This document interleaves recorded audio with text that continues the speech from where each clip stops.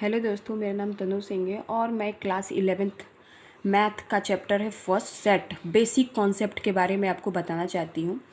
पहला चैप्टर जो रहेगा सेट के बारे में कि क्या होता है ये सेट। आइए देखते हैं।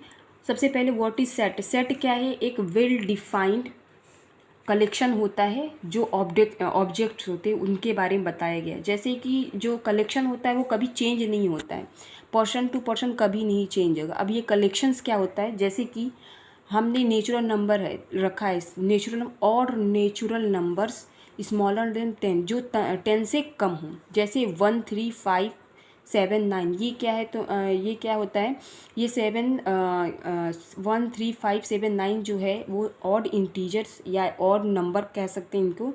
ये 10 से कम है, ये एक कलेक्शन है, मतलब ये हर जगह अवेलेबल है, ये कभी चेंज नहीं होता, ना हमारे थ्रू ना किसी और के थ्रू।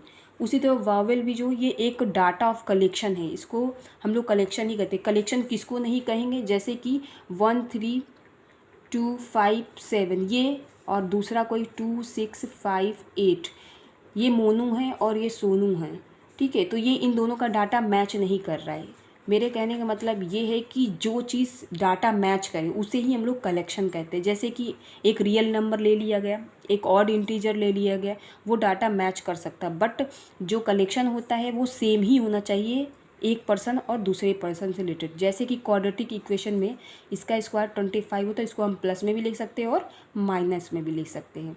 अब सेट कितने टाइप्स के होते हैं? 2 टाइप्स के होते हैं इसमें, रोस्टर और टेबुलर फॉर्म में होते हैं, और दूसरा है बिल्डर फॉर्म में। पहला है कि जो बिल्डर फॉर्म है इसको ऐसे लेंगे, एक्स, ये जो चीज़ सेट है उसको ए से डिनोट करते हैं। X is a odd integer number smaller than 10।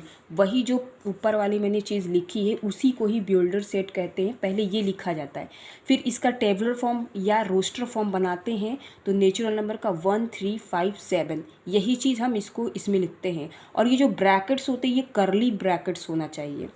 दूसरा आता है कि जो टेबुलर फॉर्म में एलिमेंट्स होंगे वो नॉट रिपीटेड होंगे। मतलब कहने का है कि अगर यहाँ देखिए मैंने लिख रखा है स्कूल में डबल ओ आ रहा है ना, बट जब हम इसको टेबुलर फॉर्म में लिखेंगे तो ओ एक बार लिखा जाता है, यानी रिपीट नहीं होना चाहिए।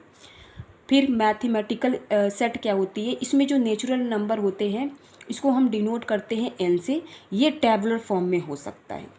इंटीजर कभी भी टेबुलर फॉर्म में नहीं होगा, ठीक है, क्योंकि ये माइनस में आ जा रहे हैं। हाँ, पॉजिटिव भी जो होंगे वो भी टेबुलर फॉर्म में नहीं लिखे जाएंगे। सेट ऑफ रैशनल नंबर, ये भी क्या है, इसको हम क्या करेंगे, टेबुलर फॉर्म में नहीं डिनोट करेंगे, पर इसको आर से हम लोग रिप्रेजेंट करते हैं।